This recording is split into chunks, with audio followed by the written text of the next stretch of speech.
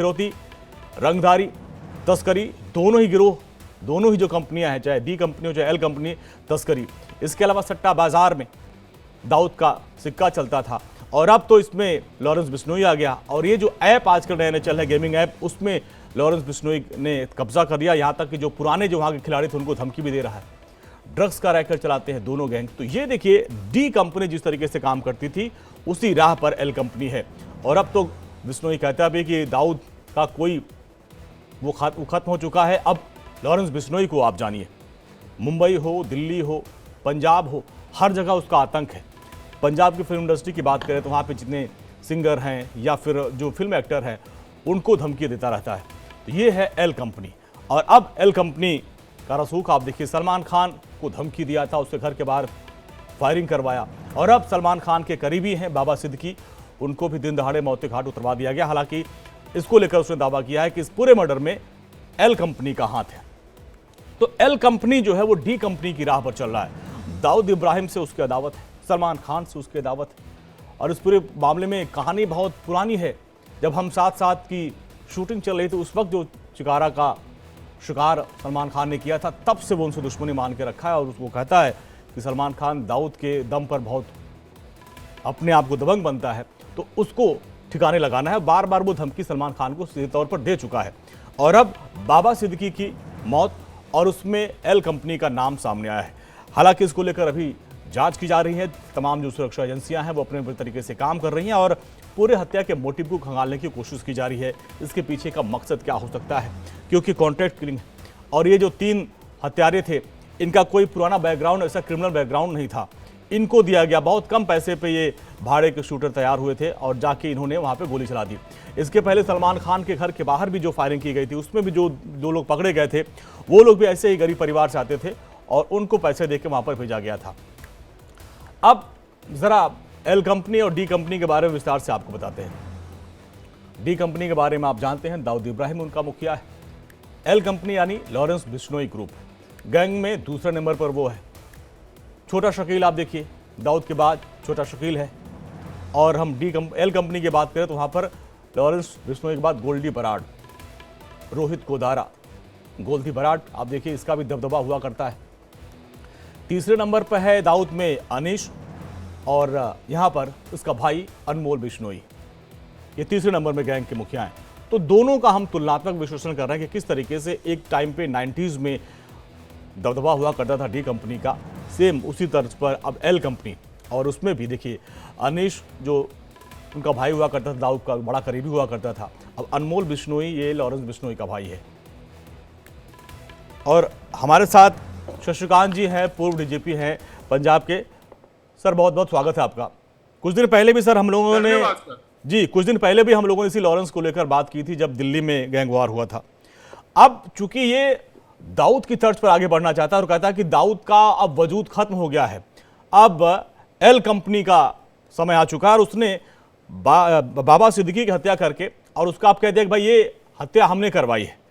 क्या मकसद था इसका? क्या ये जो मोटिव है हत्या के पीछे, या ये अपना दबदबा कायम करना चाहता है, या फिर इसने मैसेज करके ये क्या सलमान खान को कोई संदेश देना चाहता है? देखिए, अभी तक जो भी हुआ है उससे सीधी बात तो ये लगती है कि ये अपना दबदबा वहां पे कायम करना चाहते हैं।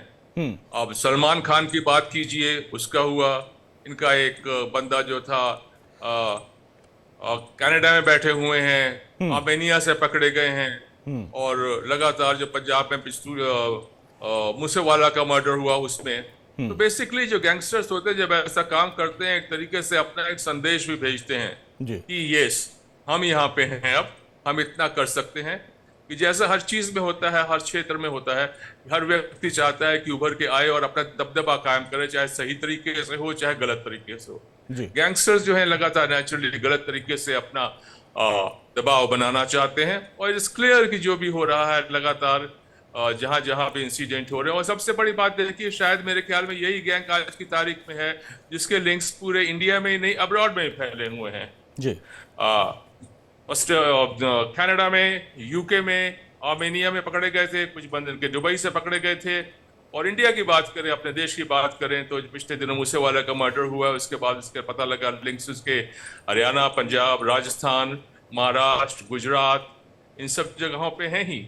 जी। और साथ साथ आई वोंट बी सरप्राइज अगर आगे जब इन्वेस्टिगेशन होगा यूपी और भारत के दूसरे स्थानों में भी ऐसे मिले, क्योंकि जब भी ये कोई ऐसी हरकत करते हैं तो उसके बाद वो जाकर के कहीं पे दे वांट टू लाई लो ताकि उनको पकड़ा ना जा सके। तो इनका लिंक लग रहा है कि हर तरीके से चारों तरफ फैले जा रहा है। जी। It's a very very serious matter. अब जो महाराष्ट्र में किया जी। कुछ दिन पहले आपने पता है इनका जो सलमान खान था उसके घर पे कुछ गोलीबारी हुई थी, जी। अब हुआ। अगर वहां पे बॉम्बे में ऐसा हुआ, महाराष्ट्र में ऐसा हुआ, इसका मतलब साफ एक तरीके से अपना एक संदेश भेजना चाह रहे हैं कि हमारा जो क्षेत्र है, हमारा जो दबदबा है, मैं गलत शब्द इस्तेमाल कर रहा हूँ, वो सिर्फ पंजाब और आसपास के इलाके नहीं है बल्कि पूरे देश में, चाहे महाराष्ट्र है जहां भी सब तरफ फैले हुए हैं। थैंक यू जी सर, आपके पास आएंगे। हमारे साथ सुनील गुप्ता सर भी जुड़ रहे हैं, पूर्व जेलर है तिहाड़ जेल के। सुनील सर, आपका बहुत बहुत स्वागत है।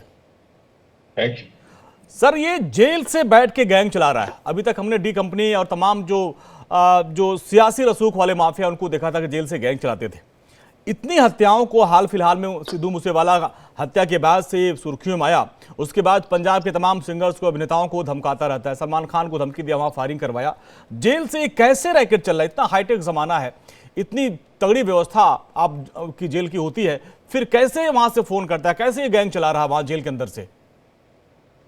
देखिए, जेल से जो है जो भी गैंगस्टर होता है, हाँ, मैंने देखा है, गैंगस्टर है या हार्डर प्रिजनर है, तो इनकी कोशिश होती है कि जेल के अंदर मोबाइल को अपने पास रखना। अच्छा, मोबाइल जो ये रखते हैं कोई अपने पास नहीं रखते, अपने जो जिस आदमी के ऊपर आप शक नहीं कर सकते उसके पास रखते हैं। और इनकी कोशिश होती है कि बाई हुक और बाई क्रुक मोबाइल को अंदर रखना ही है। अच्छा। और मोबाइल को अंदर आप देखेंगे कि मोबाइल को अंदर रख के वो ऐसी ऐसी पिक्चर्स बाहर पब्लिक को देते हैं जिसमें वो दिखाएंगे कि वो जेल के अंदर खा पी रहा है, नॉनवेज खा रहा है, शराब पी रहा है। तो खाली एक ही संदेशा होता है कि अपना एक खौफ पैदा करना। वो अपना खौफ पैदा करेगा तो उतना जो विटनेस है जिन केसों में वो जेल के अंदर है, उतनी वो विटनेस उसके खिलाफ बयान देने नहीं आएगी। पहली बात तो ये होती है। और दूसरा ये होता है कि दूसरे उसके जो बाहर के गैंग के मेंबर हैं या नहीं है, कई लोग तो ऐसे होते हैं, बहुत मैंने देखा, मेरा तो काफी इस जिंदगी में रहा हूं मैं कि जहां गैंगस्टर से पाला पड़ा है। बहुत सारे लोग होते हैं जो इनके गैंग के मेंबर नहीं होते या उनका इस गैंग से कोई लेना देना नहीं होता, पर वो में नाम ले लेंगे कि ये लॉरेंस बिश्नोई का गैंग है, दाऊद का गैंग है या छोटा, उनके नाम पे धमकी देते हैं। लेकिन सर, मेरा सवाल ये था कि गैंग ये जेल से कैसे चलता है? क्या आप भी जब जेलर थे, आपके राज में ऐसा कभी होता था कि अभी, क्योंकि कुछ दिन पहले भी तिहाड़ जेल में गैंगवार हुआ, एक अपराधी की, एक माफिया की हत्या की गई थी। ये कैसे अपना सिंडिकेट चलाते हैं? वहां पे किसके पास मोबाइल रहता है? क्या आप लोग कभी छानबीन करते हैं? ऐसे लोग सस्पेंड करते हैं? कौन होता है? कैसे उनको मदद मिलती है? हाँ, मैं आपको इसकी पूरा आंतरिक बात बताता हूँ कैसे होता है। ज्यादातर आप गैंग देखेंगे ये कोई धर्म के बेस पे नहीं बटे हुए। ज्यादातर गैंग जो है ये कास्ट बेसिस पे है। अच्छा। कास्ट बेसिस पे चलते हैं। तो आप देखें जैसे कास्टिज्म बढ़ता जा रहा है, और दिल्ली में तो मैंने देखा है कि कुछ एक कास्टिस्ट ऐसे लोग होते हैं जो कि बड़ा फक्र महसूस करते हैं कि हमारे गैंग का आदमी यहाँ तक पहुंच गया है। आप देखें मोरल डिग्रेडेशन कितना आ रहा है। किसी टाइम पे होता था, किसी कास्ट का बंदा कोई बड़े क्राइम करता था तो लोग उसको अपनी कास्ट से निकाल देते थे, उसको अपने गांव से निकाल देते थे। पर आजकल मोरल डिग्रेडेशन इतना हो गया है कि किसी कास्ट का लोग जो है अगर ऐसे कोई करता है तो उस कास्ट के लोग जो है फक्र महसूस करते हैं। और उसी कास्ट के लोग अगर जेल में काम कर रहे होते हैं तो उनकी कुछ एक लोग, मैं सबका नहीं कह रहा, कुछ एक लोग होते हैं जिनका होता है कि हम नहीं सुधरेंगे। उनकी पूरी कोशिश होती है कि वो गैंगस्टर को जो है हर तरह की हेल्प करते हैं ताकि जेल के अंदर उसके पास मोबाइल पहुंच जाए और जेल से जितनी भी अपनी इलीगल एक्टिविटीज है वो कर सके। इवन दो जेल प्रशासन भी होता है, जेल सुप्रिंट भी होता है, जेल का और स्टाफ भी होता है। तो ये जेल के अंदर की कहानी सर मैंने आप समझा, लेकिन शशिकांत सर, जैसा कि अभी सुनील सर कह रहे थे कि ये लोग फोन करके, वीडियो बना के धमकी देते थे, लेकिन यहाँ लॉरेंस तो एक कदम आगे, ये तो वीडियो कॉल करता है, वीडियो कॉल के जरिए धमकी देता है और बड़े प्यार से धमकी देता है। शशिकांत सर। जी सर। वेल सर, अगर आप जेल्स की बात करेंगे तो मेरा अपना एक्सपीरियंस तो ये है कि जेलों से ज्यादा कोई और ज्यादा सुरक्षित स्थान नहीं है जहां से गैंगस्टर्स जो हैं आराम से बैठ करके अपनी प्लानिंग कर सकते हैं और अपनी प्लानिंग को वो आगे इम्प्लीमेंटेशन भी उसका कर सकते हैं। That is the safest place. हाँ। पिछले दिनों में जो भी इंस्टेंसेस आए हैं, जी चाहे वो इसका इंटरव्यू जो हुआ, कभी था शायद कि पंजाब से हुआ है, जी बिश्नोई की बात कर रहा हूँ, कभी कहते थे कहीं और से हुआ है, और इसके अलावा पहले जब ये तिहाड़ वगैरह में भी, तो वहाँ भी है। जी और यहाँ पे ही नहीं, बहुत सारे मुल्कों में यही देखा जाता है कि जेल्स जो हैं, they consider jails to be the safest places to operate. हाँ और मैं अपने यहाँ की बात कर रहा हूँ, पंजाब से, यहाँ पे कुछ ऐसे गैंग से पकड़े गए थे, उनको एक्सपोज किया गया था, जी जो कि ड्रग रैकेट पाकिस्तान से लेकर के अब सामान मंगा करके अपना विदेशों तक भेज देते थे, sitting safely with in the four walls of the prison houses. That's the sir, state हमने ऑफ देखा है अफेयर्स। कि पंजाब के जेल में तो बहुत गैंगवार हुआ, आपके समय में भी बहुत गैंगवार हुआ होगा।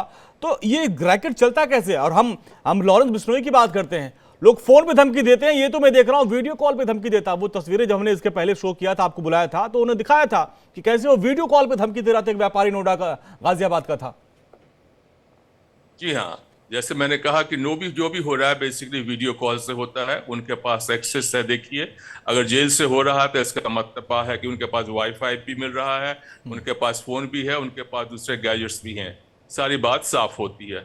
और वो कैसे कर लेते हैं, अगर इसमें जाए तो इसके दो ही कारण हमारी समझ में आते हैं। अगर आप इन्वेस्टिगेट करवाने की कोशिश करें उसमें भी, या तो उनके पास कोई पॉलिटिकल संरक्षण होता है, जिसके कारण उनके आदेश जो हैं, जो वो चाहते हैं अपनी गैर जिम्मेदाराना हरकतों को जो इम्प्लीमेंट करने के लिए, वो मदद मिलती है। दूसरा होता है, सारी दुनिया में ऐसा होता है, जो मनी पावर है वो हो जाती है, उसकी वजह से हो गया। और तीसरा आता है कि कई बार इनके जो भी जेलर स्टाफ है, आपने देख लिया कि इनके जो नेटवर्क कितने स्ट्रांग होते हैं। अब जेल स्टाफ जो है, उनके अगर जो परिवार वाले बाहर बैठे हैं, उन पे दबिश देना, उनको प्रेशराइज करना, उनको ब्लैकमेल करना, और उनको ब्लैकमेल करते हुए जेल के अंदर जो फैसिलिटीज उनको चाहिए, सही या गलत, वो लेना। ये तीन ही कारण होते हैं इसके, और इसके अलावा कोई चौथा कारण नहीं होता है। Thank you sir.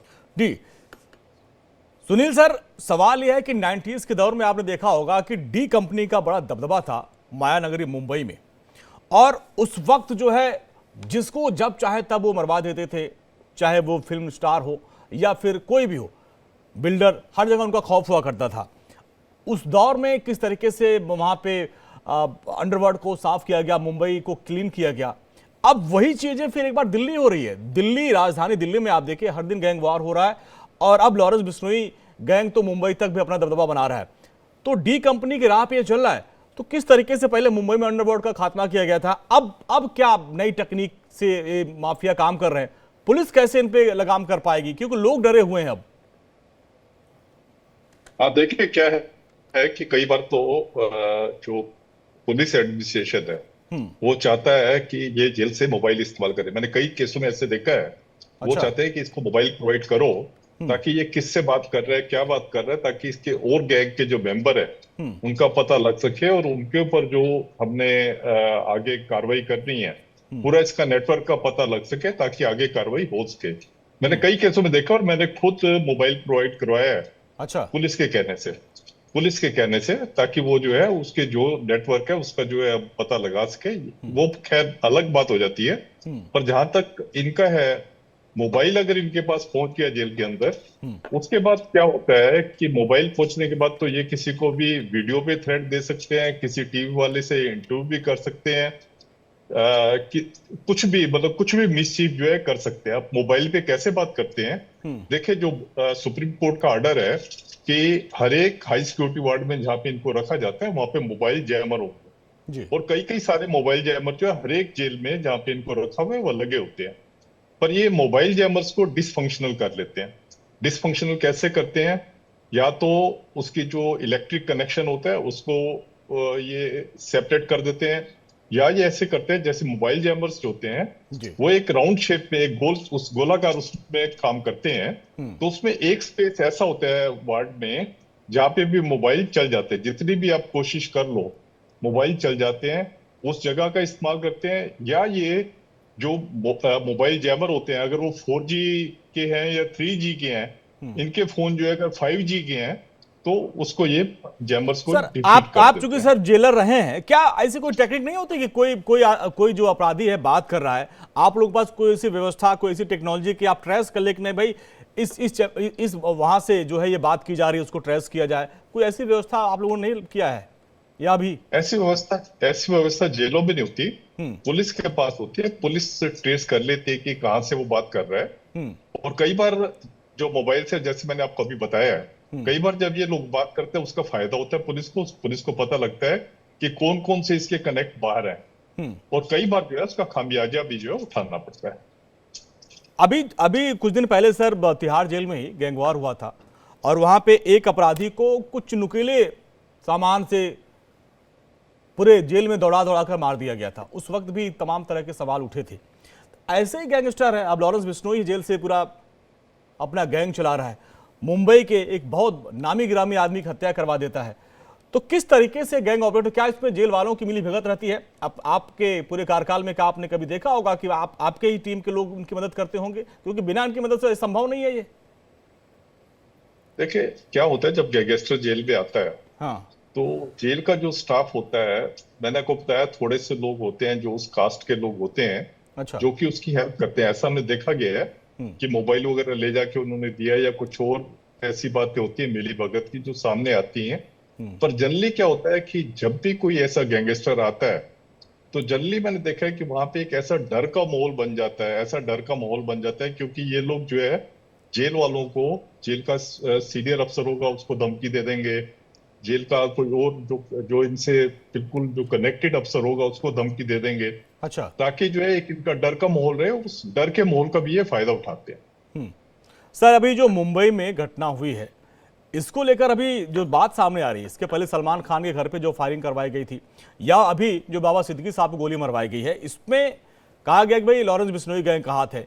जो शूटर्स थे सलमान खान के टाइम पे भी आप देखिए बहुत गरीब परिवार से ताल्लुक रखने वाले थे, उनको कॉन्ट्रैक्ट पे हायर किया गया था। अभी भी आप देखिए 2 यूपी से, एक हरियाणा से है लड़के, उनको किया गया था बहुत कम दाम में, उनको 50,000 या 60 के उसमें कॉन्ट्रैक्ट पर दिया गया था। तो ये गैंग इन लोगों को पकड़ता है, एक नई स्ट्रेटजी है क्या कि ऐसे लोगों को पकड़ो जिनको कोई न जानता हो? बिल्कुल, कई बार होता है। देखिए गैंग, आपने बात बिल्कुल ठीक कही है। कई बार जैसे जेल में आते हैं, जेल में खाली आते इसलिए हैं कि इन्होंने अपने गैंग को बढ़ाना होता है या उसमें रिक्रूटमेंट करनी होती है। जब ये जेल में होते हैं तो इनको पता लग जाता है, जेल स्टाफ के जरिए या औरों के जरिए पता लग जाता है कि फलां फलां बंदा जो है बड़ा दिलेर है, फलां फलां बंदा जो है काफी पहुंच वाला है, जो कि इनके काम आ सकता है। तो कई बार क्या होता है, जेल से रिक्रूटमेंट होती है, ये अपने जो गैंग की जो है रिक्रूटमेंट करते हैं और फिर उस जो रिक्रूटमेंट का जो है फायदा उठाते हैं, उनकी बेल करवा देते हैं। जेल में अगर जो इन्होंने गैंग का बंदा को रिक्रूट किया, उसकी बेल करवा देंगे, बेल करवा के उसकी पूरी तरीके से फाइनेंशियल हेल्प करेंगे, उसकी फैमिली की हेल्प करते हैं और फिर उनसे जो क्राइम करवाना होता है करवाते हैं। कल मुंबई दहल गई, ताबड़तोड़ गोलियों से बाबा सिद्दीकी का मर्डर कर दिया गया, जिसकी बात से महाराष्ट्र की सियासत गरमाई और हर कोई ये जानना चाह रहा है कि आखिर बाबा सिद्दीकी का मर्डर किसने करवाया। अब 22 घंटे बाद इस बात की जिम्मेदारी लॉरेंस बिश्नोई गैंग ली और उन्होंने खत लिखा और कहा कि इस हत्या की जिम्मेदारी हम लेते हैं और जो भी सलमान खान और दाऊद की मदद करेगा उसको हम छोड़ेंगे नहीं, ये पोस्ट किया। हालांकि पुलिस और एजेंसियां इस पोस्ट की जांच कर रही हैं कि आखिर ये पोस्ट किसकी तरफ से किया गया, लेकिन उसमें दावा किया गया था कि लॉरेंस बिश्नोई की तरफ से ये किया गया। तो इसके बाद से लगातार हंगामा मचा हुआ है और जिस जगह पर इस वारदात को अंजाम दिया गया, अब आपको वो दिखाते हैं आसपास के लोगों का क्या कुछ कहना है। अपने संवाददाता अभिषेक की ग्राउंड रिपोर्ट आपको दिखाते हैं। विटनेस क्या कहते हैं सीधे इन लोग जान लेते हैं हम। एक यहाँ पर जो कि जब बाबा सिद्दीकी को गोली लगी थी तो यहाँ पर यह लोग मौजूद थे। सीधे आप आ जाइए इधर, आइए कैमरे के फ्रेम में और आप बताइए क्या क्या क्या हुआ था, बताएं आप। कांड हुआ था तो एक यात्रा निकल गई थी, तो हम आजू बाजू में थे, मैंने बहुत सारे लोग थे, तो यहाँ गोलियां चली तो लोगों में भगदड़ मची, इतनी भगदड़ मची कि लोग गिरते पड़ते भागे। एक आम आदमी को भी गोली लगी है पैर में। तो जो हुआ तो आपने पूरा दिखाई है, लेकिन जो चीज हुई है सर ये ठीक नहीं है। ऐसा क्यों नहीं होना चाहिए? मेरे ख्याल से जहां तक उनका राजनीतिक कैरियर है तो मैं समझता हूँ कि शायद उनकी किसी से दुश्मनी नहीं थी, अच्छे आदमी थे, लोग तारीफ करते हैं उनकी। लेकिन जो हो रहा है, हम मिसाल के तौर पर जिस गैंग का नाम आ रहा है, तो कम से कम वो आदमी बैठ के अंदर से गैंग चला रहा है। बड़े ताज्जुब की बात है सर ये। उसके पीछे लेकिन उस दौरान जब आप यहाँ पे आए, जो यहाँ पे भगदड़ मची थी, पटाखे फोड़े गए थे, क्या क्या हुआ था उसको बताएं आप। पटाखे फोड़े गए थे, उसमें जो धुआं जो निकला वो पता नहीं किस टाइप का पटाखा था, समझ से बाहर है। उसके बाद ही ताबड़तोड़ 6 गोलियां चली थी। आप बताइए कितने लोग उस वक्त यहाँ मौजूद थे, थोड़ा आप भी बताएं कि कितने लोग उस वक्त यहाँ मौजूद था। इधर आप आगे आए थोड़ा सा, कितने लोग मौजूद थे, क्या संख्या कितनी रही होगी आपके हिसाब से। एक्चुअली में कैसे है, माता का कल दशहरा था, माता का विसर्जन था कल। तो यहाँ पे कैसे हो, वहां से रैली निकल के यहाँ पे आई ना, वहाँ पे पब्लिक यहाँ खाली पड़ा था, ज्यादा पब्लिक यहाँ पे नहीं थी।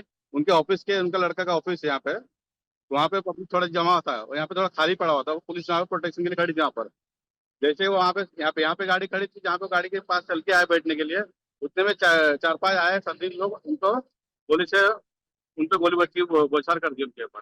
उसकी वजह से उनके 2 पेट में, 1 सीने में गोली लग गई उनके। जी, तो हाँ, लेकिन जो आप लोगों आपने देखा उस दौरान, थोड़ा सा वो कैसे, क्या वापस से गिर पड़े, कितने लोग उठाने वाले थे उस दौरान, कितने लोग थे, पुलिस वाले थे वहाँ पे, थे नहीं थे। मैं एक्चुअली वहाँ कोने पे था, तो ये भाग देख के आए तो पुलिस वाले सबको भगा रहे थे घटना से, सब भाग रहे थे ऑटो में। लेकिन हम थोड़ा देवी के वजह से भाग नहीं सकते थे, तो हमको विसर्जन के लिए जाना था। तो हम माता के मूर्ति के पास ही खड़े थे, बल्कि यहाँ पे स्थायी लोग पानी भी थे, लोग थे यहाँ पे, तो उन लोग सबको उनको हेल्प किया उठाने के, गाड़ी में उठाने के लिए। तो उन्होंने उनको गाड़ी तो में, लेकिन आप लोगों को जो पहले पटाखा की आवाज आई, क्या लगा पटाखा फूट रहा है, गोली चल रही थी, कुछ आवाज क्या आई। हाँ, वो जैसे गाड़ी के, उनके गाड़ी के आगे जस्ट आगे है ना, पटाखे लेके आए और पटाखे फोड़ना चालू कर दिया है। उसका उस पटाखे के अंदर बहुत सारी धुआं थी और केमिकल टाइप में था। वहाँ पे लोगों का आंख में आंसू, जैसा धुआं बहुत सारी आ गई और आंख में आंसू आने लग गया, ऐसे केमिकल का पटाखे थे। काफी धुआं हुआ था, लेकिन उसी टाइम में उन्होंने धुआं का फायदा उठा के ताबड़तोड़ गिरी चले, इससे रुक जाते हो। ताबड़तोड़ गोलियां चलाई है, और एक तो नहीं 6 राउंड गोलियां चलाई है। तो जो उस वक्त उनके जो बेटे थे, क्या जिशान सिद्दीकी उस वक्त वहाँ मौजूद थे। नहीं, वो ऑफिस के पास, अपने ऑफिस के बाहर ही थे, साथ में निकल रहे थे, लेकिन कोई कौन कौन आ गया था शायद, तो वो रुक गए थे, ये पहले आ गए थे, वो उसके बाद में जो है दे दे।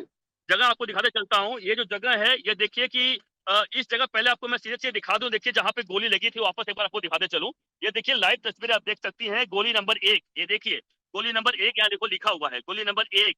यहाँ देखिए गोली नंबर 2, ये देख लीजिए गोली नंबर 2, एक गोली नंबर 3, एक गोली नंबर 4। उसके अलावा आप देखिए कि यहाँ पर आप दिखाऊंगा, ये देखिए गोली नंबर 5, ये देखिए गोली नंबर 5 लिखा है, और यहाँ पे देखिए गोली नंबर 6, यानी 6 के 6 जो गोलियां हैं वह यहाँ पे सबका नंबरिंग डाला हुआ है, यहाँ पर साई गई। आपको तस्वीर एक और दिखा दो, देखिए यहाँ पर, ये देखिए यह पूरा जो है फुटपाथ का एरिया है, और किस तरीके से यहाँ पर, हालांकि, और इस जगह पर जो पेड़ देख रही हैं आप, ये पेड़ के पास एक यहाँ टेम्पो खड़ा था, इस टेम्पो के पास यहाँ पर टेम्पो खड़ा था, और टेम्पो के पीछे वो छुपे हुए थे, टेम्पो छुपे हुए थे। जैसे ही बाबा सिद्दीकी आते हैं, बाबा सिद्दीकी गाड़ी जो थी वो इसी जगह पे खड़ी थी, जो देख रही है इस जगह पर ही गाड़ी खड़ी थी, जो जहाँ पर आपको बैरिकेड दिखाई पड़ रहा है, इस जगह खड़ी थी। और बाबा सिद्दीकी जैसे ही बैठने आते हैं, उन्होंने ताक लगाए बैठे थे, और जहां से आ रहे थे, आप दिखाऊं आपको, देखिए ये जो जगह है, यह रास्ता है, देखिए यहाँ पे जो माता जी की जो मूर्ति आ रही थी विसर्जन के लिए, और जो ऑफिस आपको दिखाऊंगा, यह देखिए ये जगह, यहाँ से मुश्किल से 100-200 मीटर की दूरी है। आपको देखिए ये जो ऑफिस है, यह बाबा सिद्दीकी यानी जिशान सिद्दीकी की ऑफिस है, जहां पर वह वहां से आ रहे थे, पैदल चल कर आ रहे थे, जिशान सिद्दीकी भी साथ में मौजूद थे। लेकिन आपको ऑफिस देखिए, देखते चलिए, आपको लगातार इंडिया डेली एक्सप्रेस खबर दिखा रहा है। ये देखिए जो पुलिस वाले यहाँ बैठे हुए हैं, और आपको दिखा दो जनसंपर्क कार्यालय का यहाँ बोर्ड भी लगा हुआ है, यह बांद्रा ईस्ट असेंबली 176। आप देख लीजिए इस वक्त टीवी स्क्रीन पर, यह वही जगह है जहां पर बाबा सिद्दीकी इस वक्त जो कल आए थे, शाम को 7:30 बजे यहाँ पर आए हुए थे, मौजूद थे। यह जो जगह है, आप देखिए कि यहाँ पर आप देख सकते हैं किस तरीके से बाबा सिद्दीकी, उनके जो उनके बेटे हैं, या जिशान सिद्दीकी, उनका यह कार्यालय है। इस कार्यालय में ताला लगा, यहाँ से कैसे निकले थे, क्या हुआ था, क्योंकि आप लोग मैं बता रहे थे कि आप चाय भी पी रहे थे आप लोग। यहाँ से दिखाया, मुश्किल से यहाँ से जाते जाते 50 कदम दूर होगा, ज्यादा नहीं। बिल्कुल, दोनों बाप बेटे निकलने थे यहाँ से, जानकारी है, तो वो आगे तक पहुंचे, क्योंकि कौन आगे भी शायद रुके, तो वही ताबड़तोड़ गोलियां चली। तो अभिषेक की रिपोर्ट को आप देख रहे थे, वो ग्राउंड जीरो पर पहुंचे और वहां पर जो चश्मदीद थे उनसे वो बात कर रहे थे। हमारे साथ 2 खास मेहमान जुड़े हुए हैं, सुनील गुप्ता सर हैं, पूर्व जेलर तिहाड़ जेल के, और हमारे साथ जुड़ रहे पीके जैन सर हैं, और पूर्व एडीजी मुंबई के। पीके सर, सबसे पहले आपके पास आएंगे, आपसे जानने की कोशिश करेंगे 90s का वो दौर था जब आपने देखा होगा किस तरीके से वहां पे अंडरवर्ल्ड का राज चलता था। एक बार फिर से अब लॉरेंस बिश्नोई गैंग ने दावा किया कि हमने हत्या करवाई, उसने दिन दहाड़े, इतने शाम के क्लब वहाँ चहल पहल रहती, वहाँ पे हत्या करवा दी। तो इसको लेकर क्या लगता है कि ये गैंग क्या डी कंपनी की राह पे चल रहा है? देखिए, नमस्कार जी। मेरा इसमें ऐसा मानना है कि जो पुराने जितने गैंग्स थे वो मुंबई के होम ग्राउंड गैंग्स थे, सब यहीं से निकले थे और यहीं पे पनपे, यहीं बड़े हुए। उनको मेनली जो सपोर्ट सिस्टम था वो पूरे सिटी का था या यहाँ के लोगों का था, और कुछ मिकदार में लोग जो थे वो ईस्टर्न यूपी से या हिंदुस्तान के दूसरे एरिया से आए थे। अब एक नए गैंग के लिए पिछले 10 साल से मुंबई में कोई ऐसी बड़ी घटना नहीं हुई। पुलिस ने बड़े अच्छे से कंटेन करके रखा, माफिया का प्रैक्टिकली यहाँ पे नामो निशान खत्म हो गया। अब अगर कोई नया गैंग यहाँ पे उस वैक्यूम का फायदा उठा के घुसने की कोशिश कर रहा है तो मुझे लगता है कि नंबर 1 तो वो यहाँ के हैं नहीं, नंबर 2 उनको पूरा सिस्टम यहाँ खड़ा करना पड़ेगा, उनका जमीन से उनको शूटर्स लाने पड़ेंगे, उनको सपोर्ट सिस्टम चाहिए, उनको छुपने की जगह चाहिए। तो बहुत बड़ा एक सिस्टम क्रिएट करना पड़ता है किसी भी गैंग को ऑपरेट करने के लिए किसी सिटी में। तो वो सारा सिस्टम खड़ा करने तक, और यहाँ की पुलिस ऑलरेडी काफी हद तक हमारे पास में पुराने दशक से, मतलब अब आप 90 का दशक देखें और आज की तारीख में बहुत सारी टेक्निकल इंप्रूवमेंट हो चुकी हैं। मुंबई पुलिस के पास में बहुत सारी टेक्निकल इंटेलिजेंस इकट्ठा करने के तरीके हैं, technologically, weapons wise, training wise, mental equipment wise लोग बहुत आगे बढ़ चुके हैं। तो ऐसे में किसी नए गैंग को यहाँ पे आके अपनी पैठ जमानी मेरे हिसाब से असंभव है। ये कितना भी क्लेम करते रहें, इस तरह के इक्की दुक्की घटनाएं और होंगी, इसके लिए मैं ना नहीं कर सकता, घटनाएं जरूर होंगी, लेकिन कोई गैंग यहाँ पे जगह ले पाएगा, अपनी जगह बना पाएगा, जम पाएगा, ये मुझे कोई संभावना दिखती नहीं है। ऐसा कुछ इंसिडेंट जरूर होंगे वो डराने के लिए। किसी भी गैंग की जो एग्जिस्टेंस है वो लोगों को भयभीत करना, अपनी पब्लिसिटी करना, इन चीजों के ऊपर ज्यादा रहती है। देखिए कोई भी टेरर का काम हो या गैंग का काम हो, तो एक काम करेंगे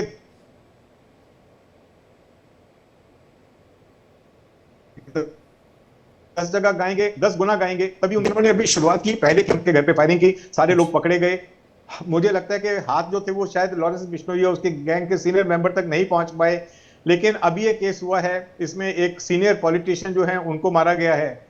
तो पुलिस अपनी काम कर रही है, 2-3 लोग ऑलरेडी कब्जे में आ चुके हैं, बाकी का जो उसका नेटवर्क है वो भी काफी हद तक पकड़े जाने की संभावना है।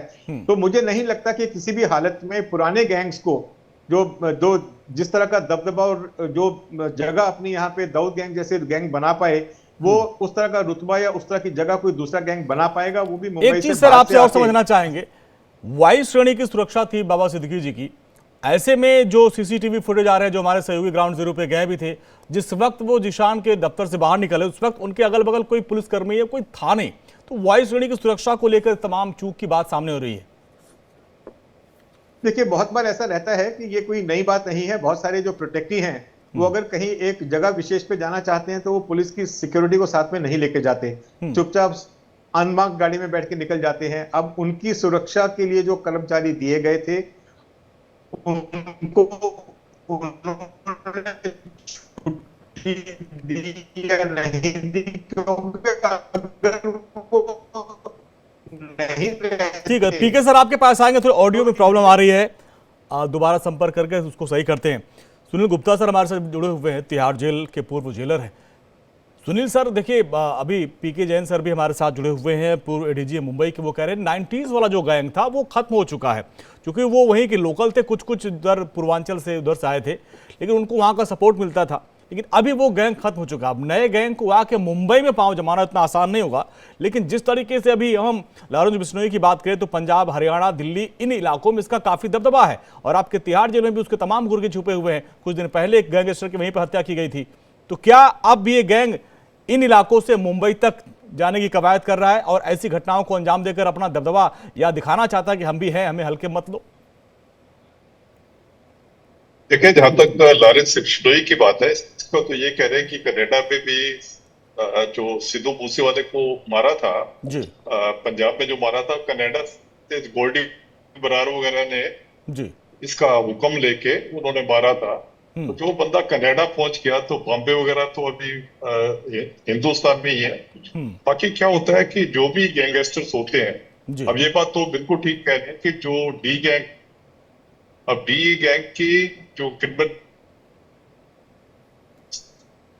कंटेन करता, पर भी छोटे मोटे गैंग बिश्नोई है, पहले ये खाली तिहाड़ जेल में होता था, फिर इसने पंजाब में अपना पैर पसारा और अब इसका धीरे धीरे पैन इंडिया हो रहा है। ठीक है, तो सुनील सर आपके कुछ नेटवर्क में प्रॉब्लम है, आपकी आवाज भी कट कट के आ रही है। पीके जैन सर, अभी जैसा कि बता रहे हैं कि सर भी कि नहीं वो कनाडा तक पहुंच सकता है, कनाडा से उसने गोल्डी बरार के जरिए यहाँ पे सिद्धू मूसेवाला जो कि पंजाब के बहुत चर्चित गायक थे उनका मर्डर उसने करवा दिया था। सलमान खान के घर के बाहर उसने गोली चलवाई। इसके अलावा अब बाबा सिद्दीकी का मर्डर करवा दिया। अब इस पर भी आप पैटर्न देखिए, जो सलमान खान के घर के बाहर जो गोली चलाने वाले लड़के थे वो भी बहुत नए लड़के थे, उनका कोई क्रिमिनल बैकग्राउंड नहीं था, मिडिल क्लास गरीब परिवार से आते थे। यहाँ पर भी जो 3 हैं, 2 पकड़े गए, 2 यूपी के बहराइच से बहुत गरीब परिवार से है, तीसरा हरियाणा का है। तो क्या ये गैंग ऐसे शूटर्स को पकड़ता है जिनका कोई इतिहास ना हो? देखिए, गैंगस्टर्स की पुराना तरीका है कि आप ऐसे लोगों को आइडेंटिफाई करो जो वल्नरेबल हैं, जिनके घर पे खाने को रोटी दाल तक नहीं है।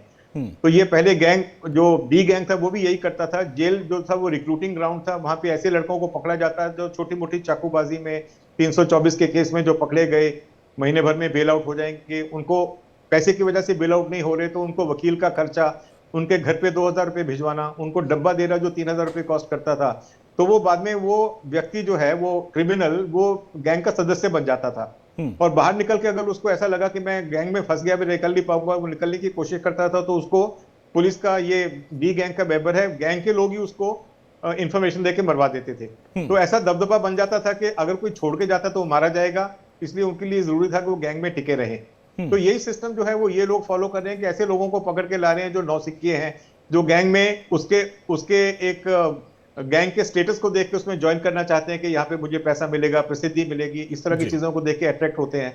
तो लेकिन कुछ ही दिनों में ये भंग हो जाता है। दूसरी बात है कि महाराष्ट्र में एक बड़ा कायदा जो है MCOC है, जब से वो कायदा लगा तब से डी गैंग को भी उनके शूटर्स और उनके मेंबर्स मिलने बंद हो गए, क्योंकि जो व्यक्ति एक बार अंदर जाता था वो 4 साल से पहले बाहर नहीं आता था। कन्विक्शन रेट 92% था। तो ये सारी चीजें देख के धीरे धीरे जो था उनका रिक्रूटमेंट का सिस्टम खत्म हो गया। तो इन लोगों को, अभी आपके साथ में जो जेलर साहब थे जो वहां के तिहाड़ जेल के, उनको शायद मुंबई की लोकल चीजों का पता नहीं है। देखिए, कनाडा में वो लोग इसलिए जम पाए कि वहां पे जितने गैंगस्टर्स हैं पंजाब से सब वहां पहुंच गए।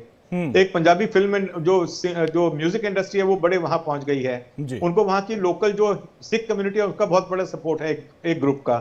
मुंबई में उनको हर चीज नए से शुरू करनी पड़ेगी। जैसा मैंने कहा, इक्का दुक्का इंसिडेंट वो कर पाएंगे, मैं ये नहीं मना नहीं कर रहा कि अभी और हो सकते हैं, कुछ बिल्डर्स को धमकियों के फोन जाए, कुछ फिल्म वर्ल्ड में लोगों को धमकियों के फोन जाए, लेकिन इन लोगों के लिए मुंबई में आके अपनी जगह बनाना, अपनी पैठ बनाना, इस तरह की हत्या के बाद से देखिए, चाहे सर वो गाजियाबाद हो, नोएडा हो, दिल्ली में ऐसे तमाम कारोबारियों से धमकी देकर करोड़ों रुपए वसूले जा रहे हैं। लेकिन वो घटना, जिन इन शूटर्स की बात हम कर रहे हैं कि वे छोटे शहर से आते हैं, गरीब तबके के होते हैं। हमारे सहयोगी संजय मिश्रा बहराइच से हमारे साथ जुड़े। संजय, ये गंडारा गांव के थे बहराइच के रहने वाले शिव कुमार और धर्मराज, क्या इनके बारे में जानकारी है इनका? बिल्कुल, देखिए मैं ग्राउंड जीरो पे मौजूद हूँ और मेरी दोनों परिवारों से बात हुई है, दोनों की माओं से बात हुई है, यानी कि शिवा उर्फ शिव कुमार गौतम की माँ से बात हुई है जो सुमन देवी हैं, और धर्मराज कश्यप की माँ से बात हुई है जो कुसुमा देवी। दोनों लोगों ने साफ तौर पर बताया कि हमें जानकारी नहीं थी कि वो इतना बड़ा घटना कर सकते हैं। हालांकि दोनों की आंखों में आंसू हैं और दोनों पूरी तरीके से साफ तौर पर वो इनकार कर रहे हैं कि हमारा बेटा इतना बड़ा वारदात कर सकता है, क्योंकि जिस तरीके से, हालांकि उन्होंने ये भी बताया कि पिछले 8 दिनों से दोनों से बातचीत नहीं हुई है। अब ऐसे में घर के लोग भी परेशान हैं, गांव के लोग भी परेशान हैं, और लगातार गांव के लोग ये आपस में कानाफूसी जरूर कर रहे हैं कि आखिर में ये इतनी बड़ी वारदात को अंजाम कैसे दे सकते हैं। लेकिन जिस तरीके से ये 2 साल से स्क्रैप का बिजनेस कर रहे थे, स्क्रैप को लेकर के ये मुंबई और पुणे ये जाते रहते थे, ऐसे में अब गांव के लोग खुद पता लगा रहे हैं, एक दूसरे से बातचीत कर रहे हैं कि ये किसके संपर्क में आए जिसकी वजह से ये इतनी बड़ी घटना को अंजाम दिया। क्या ऐसी भी खबर है जो सूत्र बता रहे हैं गांव के लोग भी, जो उनके युवा पीढ़ी बहुत कम उनके लड़के हैं, सब इनका अंडरवर्ल्ड में दबदबा कायम करना, एक नाम बनाना, इस तरह का भी सपना था क्या इनका? देखिए, चूंकि अगर इनका घर देखा जाए, इनका रहन सहन देखा जाए, तो शायद देख करके हर कोई ये अंदाजा लगा सकता है कि बिल्कुल ये गरीब तबके से है। इनकी आर्थिक स्थिति बेहद खराब है। इनके घरों के अंदर अगर आप देखेंगे तो सही तरीके से इनके घर के अंदर सिलेंडर तक नहीं है कि ये खाना बना सके। चूल्हे पे खाना इनके यहाँ बन रहा है। जो बर्तन की स्थिति आप देख सकते हैं। अब सबसे बड़ी बात यही है कि क्या ये जिस गैंग के संपर्क में आए, कहीं न कहीं इनको बड़े पैसे की चाह थी, कहीं न कहीं इनको अधिक पैसे कमाने की चाह थी। यही वजह थी कि ये लोग ऐसे गैंग के संपर्क में आए।